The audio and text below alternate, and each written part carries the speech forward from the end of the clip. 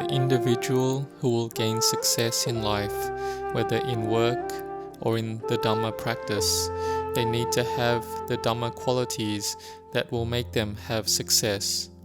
These Dhamma qualities are that one needs to have satisfaction in what one does and to have the determination to progress in it.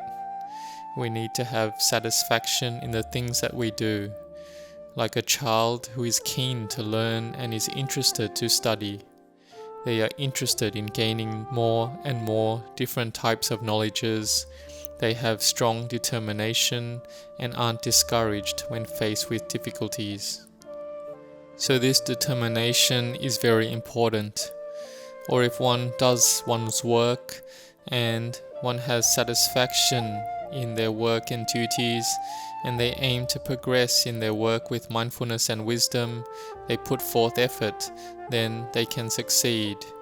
If we have no effort, then even if we like our work, or we like learning and study, we won't be able to gain success. So we need to have determination and effort.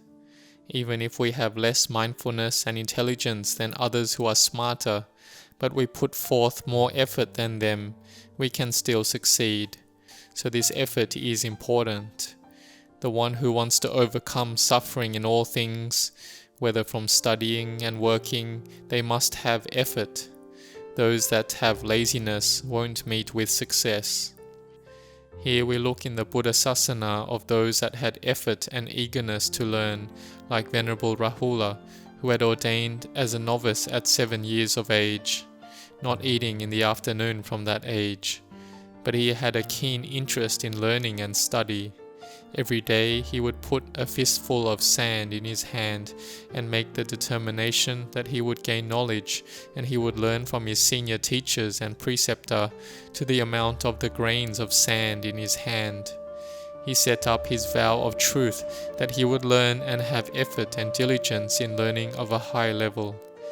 This is why the Buddha bestowed on him the title of being foremost in being eager to learn and search for knowledge. This shows that he had effort which was imbued with wisdom as well. And Venerable Rahula was one who was easy to teach. His preceptor was Venerable Sariputta and his teacher Venerable Mahamoggallana. He was very easy to teach and advise. Those that are easy to teach and will believe and listen to their elders, they will gain success in life. So if one is a child, when our elders give advice that will lead to our benefit, then we should be diligent and put forth effort in it, and be able to do as they have advised.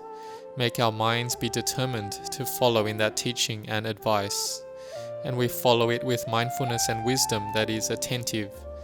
In this way, we will progress step by step.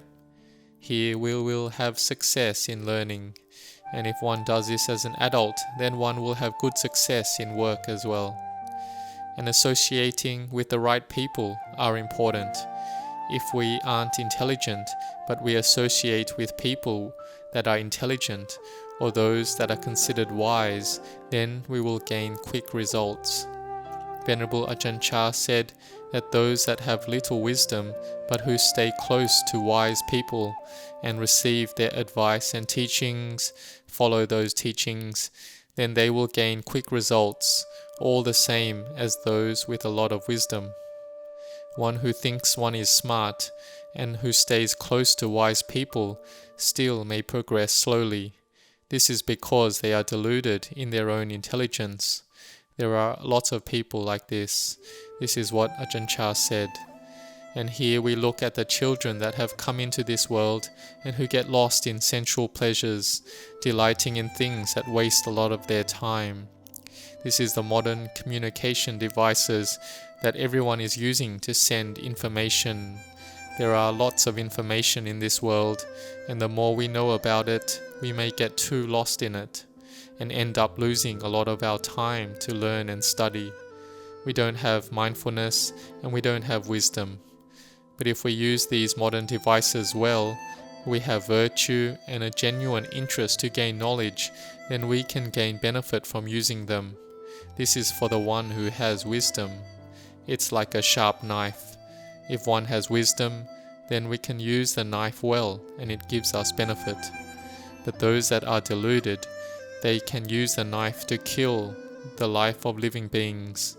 Then it becomes a liability for oneself and for others. This is delusion. And so there is one path, which is the path for those with wisdom and knowledge, and there is the other path, which is the path for one with delusion. And there are many things that make one deluded.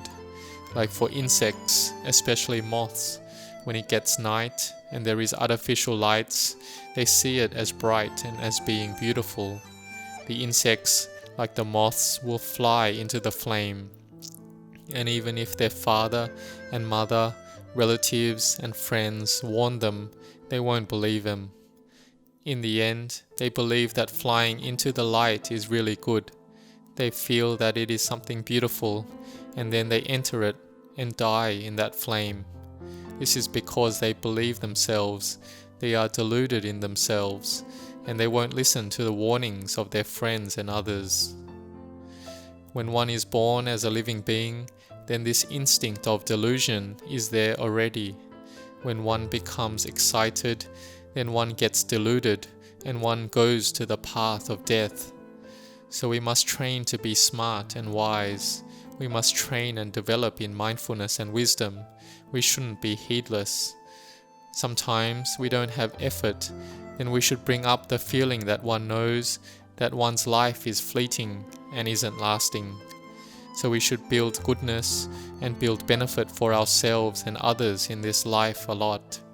So let us contemplate this Dhamma for today, that in our life we have the choice of the path that is good and the path that isn't good. Give up the things that are no good, do the things that are good, and make the mind purified. This is the teachings of all the Buddhas. May you be determined and grow in Dhamma. May you grow in blessings.